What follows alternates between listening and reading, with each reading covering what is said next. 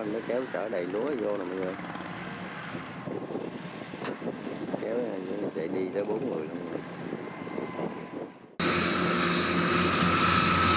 Hiện tại anh nó kéo chạy vô nó lúa mọi người.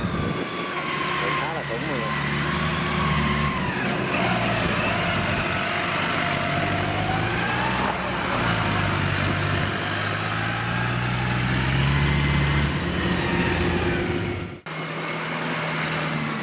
Tiếp tục anh mới kéo này, anh mới kéo thứ hai cũng chạy vô luôn mọi người.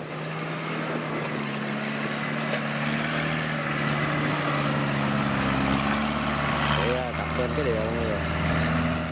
Bây giờ hiện tại là hai anh mới kéo cũng đầy lúa mọi người. Đang di chuyển vô mọi người.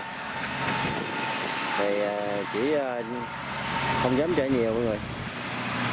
Chỉ chở 2 lớp thôi mọi người. Thì đất nó cũng khá là lúng mọi người.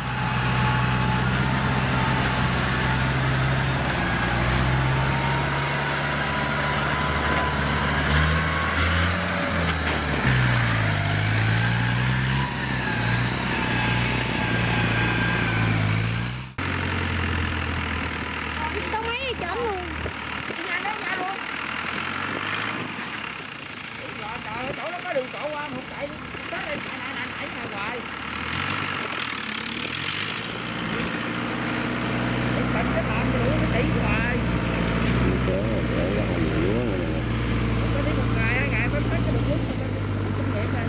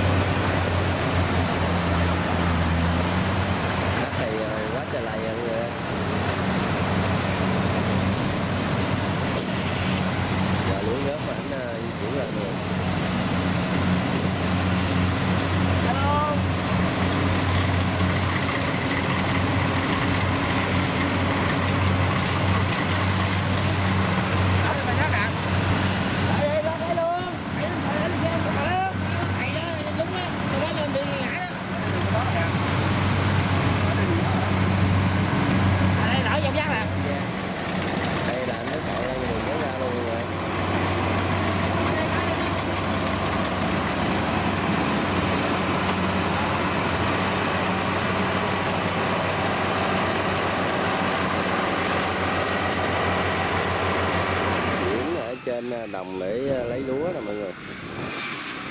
Cái máy kéo này rất là lớn mọi người.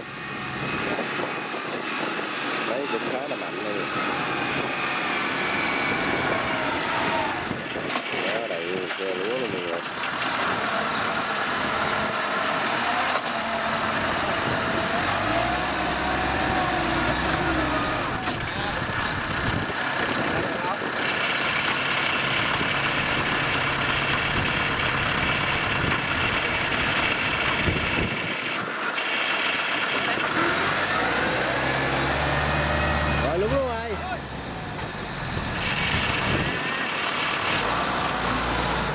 Xong luôn.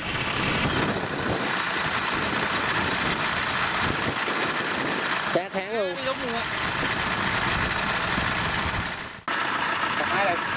Hiện tại giờ máy đây sụp đúng rồi mọi người.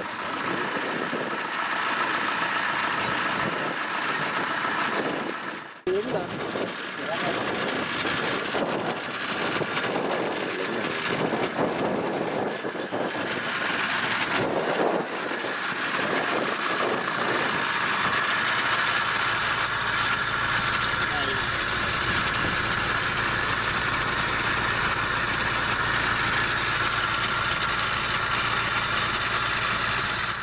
Người đang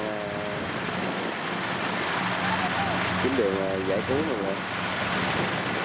Giải cứu cái máy kéo gì nó bị lúng mọi người.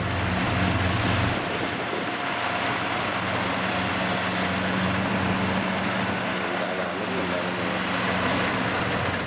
Giờ hiện tại đang chuẩn bị còn ngân sách kéo lên mọi người.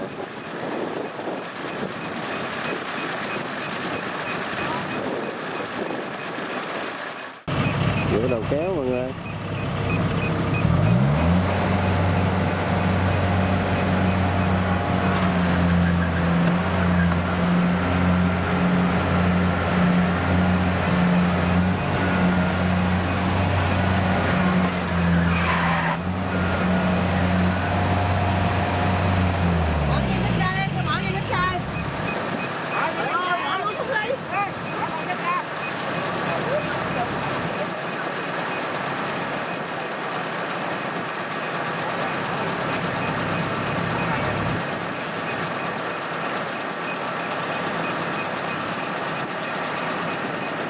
Mấy 7 người này hiện tại là thấy nó cũng đúng đúng rồi mọi người.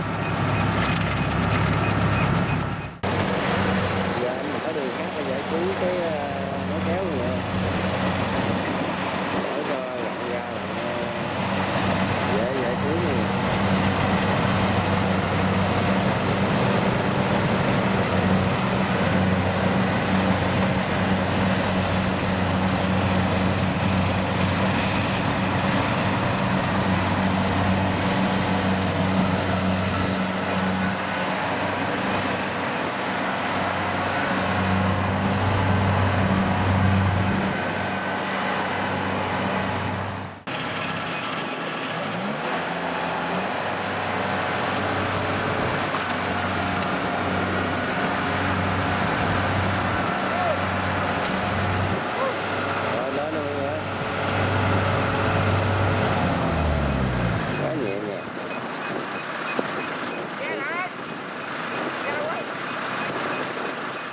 Đây, còn cảnh cái vụ bị đúng là mọi người. Lúa là nó rớt xếp hàng luôn mọi người.